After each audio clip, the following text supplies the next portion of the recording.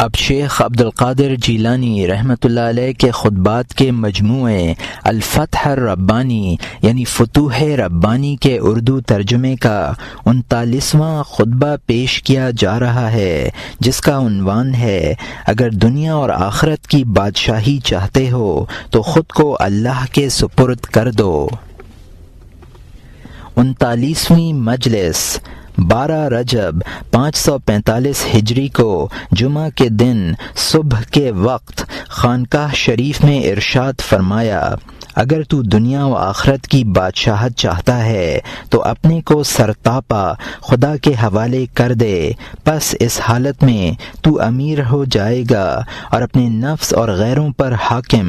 میں تجھے نصیحت کرتا ہوں، تو میری نصیحت کو قبول کر، میں تجھ سے سچ کہتا ہوں، پس تو میری تصدیق کر۔ جب تو جھوٹ بولے گا اور دوسروں کو جھٹلائے گا تو جھوٹا بتایا جائے گا اور تجھ کو جھٹلایا جائے گا، اور جب تو سچ بولے گا اور دوسروں کو سچا بتائے گا تو تجھ سے سچ بولا جائے گا اور تیری تصدیق کی جائے گی۔ تو جیسا کرے گا ویسا ہی بھرے گا۔ تو اپنے دین کے مرض کی مجھ سے دوا لے اور اس کا استعمال کر، تجھے صحت و تندرستی حاصل ہو جائے گی۔ اگلے لوگ اولیاء اللہ اور صالحین کی طلب میں، جو کہ دلوں اور دین کے طبیب تھے، شرق و غرب میں گھوما کرتے تھے، پس جب ان میں سے کوئی ایک ان کو مل جاتا تھا، اس سے اپنے دینوں کی دوا طلب کرتے تھے۔ اور تم آج ایسے ہو کہ تمہارے نزدیک سب سے زیادہ آج مبغوض فقیہ اور عالم اور اولیاء اللہ جو کہ ادب سکھانے والے اور تعلیم دینے والے ہیں۔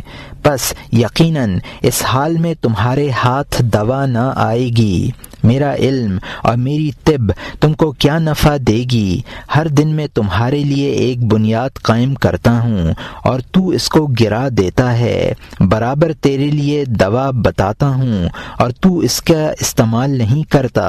تجھ سے کہتا ہوں کہ تو یہ لقمہ نہ کھا، اس میں زہر ہے، وہ لقمہ کھا، اس میں دوا ہے، لیکن تو میری مخالفت کرتا ہے اور وہی لقمہ کھاتا ہے جو کہ زہر آلودہ ہے۔ ان قریب اس کا اثر تیرے دین و ایمان کی عمارت میں ظاہر ہوگا۔ بتحقیق میں تجھے نصیحت کرتا ہوں اور نہ تیری تلوار سے ڈرتا ہوں اور نہ تیرے سونے کا خواہش مند ہوں۔ جو کوئی اللہ تعالی کی معیت میں ہوتا ہے وہ فی الجملہ کسی سے نہیں ڈرتا، نہ جن سے اور نہ انسانوں سے اور نہ زمین کے کیڑے مکوڑوں اور اس کے درندوں اور زہریلے جانوروں سے اور نہ تمام مخلوقات میں سے کسی چیز سے۔ تم ان مشائخ کو جو کہ عالم باعمل ہیں حقیر نہ سمجھو۔ تم اللہ عز و جل اور اس کے رسولوں علیہم السلام اور اس کے نیک بندوں سے جو کہ معیت ہی میں رہنے والے ہیں اور ان کے افعال سے اور اس کے افعال سے راضی ہیں، رحمت اللہ علیہم، جاہل ہو۔ پوری سلامتی قضائے الہی پر رہنے اور آرزو کوتاہ کرنے اور دنیا سے بے رغبتی کرنے میں ہے۔ جب تم دوبارہ ان امور کے اپنے نفسوں میں کمزوری پاؤ، تم موت کی یاد اور آرزو کی کوتاہی کو لازم پکڑو۔ حضور نبی کریم علیہ الصلاۃ والتسلیم کے ارشادات میں اللہ عز و جل سے حکایت ہے کہ میرے قرب حاصل کرنے والوں نے اور ادائے فرائض سے بڑھ کر اور کسی چیز کے وسیلے سے میرا قرب حاصل نہیں کیا۔ میرا بندہ نوافل کے ذریعے سے ہمیشہ مجھ سے قریب ہوتا رہتا ہے، یہاں تک کہ میں اس کو اپنا محبوب بنا لیتا ہوں۔ پس جب میں اس کو اپنا محبوب بنا لیتا ہوں تو میں اس کی آنکھ اور کان اور ید اور مددگار بن جاتا ہوں۔ پس وہ مجھی سے سنتا ہے اور مجھی سے دیکھتا ہے اور مجھی سے پکڑتا ہے۔ وہ اپنے تمام افعال کو حق تعالی ہی سے دیکھتا سمجھتا ہے اور اسی کی مدد سے اپنی طاقت و قوت اور اپنی ذات اور غیر کے دیکھنے سے باہر آ جاتا ہے۔ اس کی تمام حرکتیں اور قوت و طاقت و زور عز و جل سے ہی ہوتا ہے، نہ کہ اس کے نفس اور تمام مخلوق سے۔ وہ اپنے نفس اور دنیا و آخرت ہر ایک سے کلیتاً علیحدہ ہو جاتا ہے، سرتاپا طاعت بن جاتا ہے اور یقیناً اس سے نزدیک ہو جاتا ہے۔ اس کی طاعت محبت الہی کا اس کے لیے سبب بن جاتی ہے۔ طاعت کے سبب سے اللہ اس کو اپنا محبوب بنا لیتا ہے اور قرب عطا کرتا ہے، اور معصیت کی وجہ سے اس کو مبغوض بنا لیتا ہے اور رحمت سے دور کر دیتا ہے۔ طاعت کے سبب سے اس بندے کو انس حاصل ہوتا ہے اور معصیت کے سبب سے وحشت حاصل ہوتی ہے، کیونکہ جو گناہگار بدکار ہوتا ہے وہ وحشت میں پڑ جاتا ہے۔ شرع مقدس کی مطابقت سے بھلائی حاصل ہوتی ہے اور اس کی مخالفت سے برائی۔ جس کسی شخص کی تمام حالتوں میں شرع مقدس رفیق نہ ہو، پس وہ منجملہ ہلاک ہونے والوں کے ایک ہلاک ہونے والا ہے۔ عمل کر اور سعی کر اور عمل پر بھروسہ نہ کر، کیونکہ عمل کا چھوڑنے والا محض لالچی ہے اور عمل پر بھروسہ کرنے والا خود پسند و مغرور۔ ایک جماعت وہ ہے جو کہ درمیان دنیا و آخرت کے قائم ہے، اور ایک قوم وہ جو درمیان جنت و دوزخ کے قائم ہے، اور ایک قوم وہ جو کہ درمیان مخلوق و خالق کے قائم ہے۔ اگر تو زاہد ہے پس تو درمیان دنیا و آخرت کے قائم ہے، اور اگر تو خائف ہے پس تو درمیان جنت و دوزخ کے قائم ہے، اور اگر تو عارف ہے پس تو درمیان مخلوق و خالق کے قائم ہے۔ کبھی تو مخلوق کی طرف دیکھتا ہے اور کبھی خالق کی طرف۔ تو قوم کو تبلیغ کرتا ہے اور ان کو آخرت کے حالات اور حسابات اور تمام وہ احوال جو کہ آخرت میں ہونے والے ہیں، بلکہ وہ تمام ان امور کی جس کا تو نے مشاہدہ کیا اور دیکھا، ان کی خبر دیتا ہے۔ خبر مثل معائنہ کے نہیں ہے۔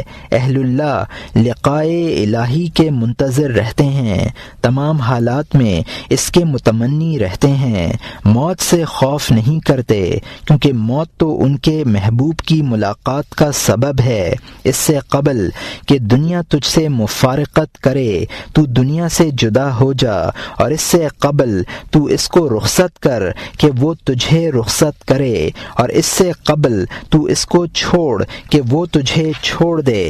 تیرے اہل و عیال اور تمام خلق تجھے کچھ نفع نہ دیں گے۔ جبکہ تو قبر میں داخل ہوگا تو مباح شے کے لینے سے جو کہ خواہش نفسانی کی وجہ سے ہو توبہ کر۔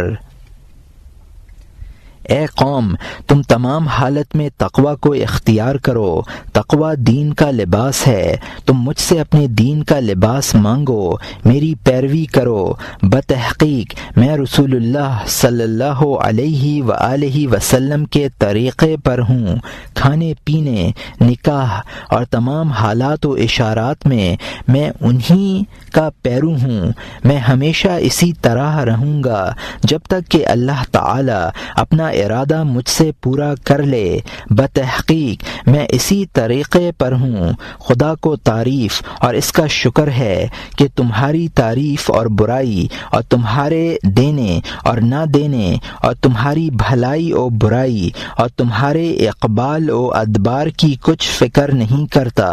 تو جاہل ہے اور جاہل کی کچھ پرواہ نہیں کی جاتی ہے۔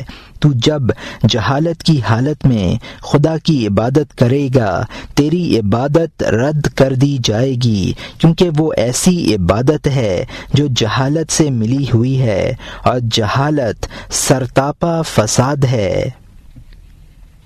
جناب نبی کریم علیہ الصلاۃ والتسلیم نے ارشاد فرمایا ہے کہ جو شخص بحالت جہالت خدا کی عبادت کرتا ہے، اس کا فساد بنسبت اس کی اصلاح کے زیادہ ہوتا ہے۔ جب تک تو کتاب و سنت کا اتباع نہ کرے گا، تجھے فلاح نہ ملے گی۔ بعض صوفیاء کرام رحمۃ اللہ علیہم سے مروی ہے، بتحقیق انہوں نے فرمایا جس کا کوئی پیر نہیں ہوتا بس اس کا پیر شیطان ہے۔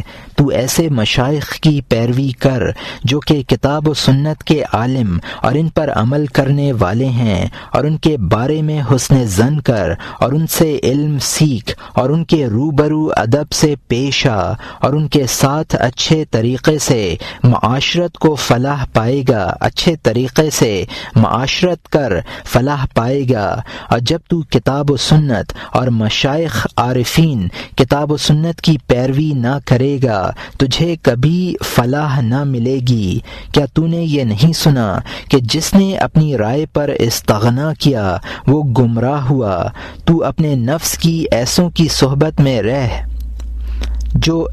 کر جو تجھ سے زیادہ علم والے ہوں، اصلاح و تہذیب کر۔ اولاً نفس کی اصلاح میں مشغول ہو، پھر غیر کی طرف چلنا۔ نبی صلی اللہ علیہ وسلم نے ارشاد فرمایا ہے، اپنے نفس کی اولاً اصلاح کر پھر اپنے اہل و عیال کی۔ نیز ارشاد فرمایا ہے، غیر کو صدقہ دینے میں ثواب نہیں جبکہ تیرے قرابت دار محتاج ہوں۔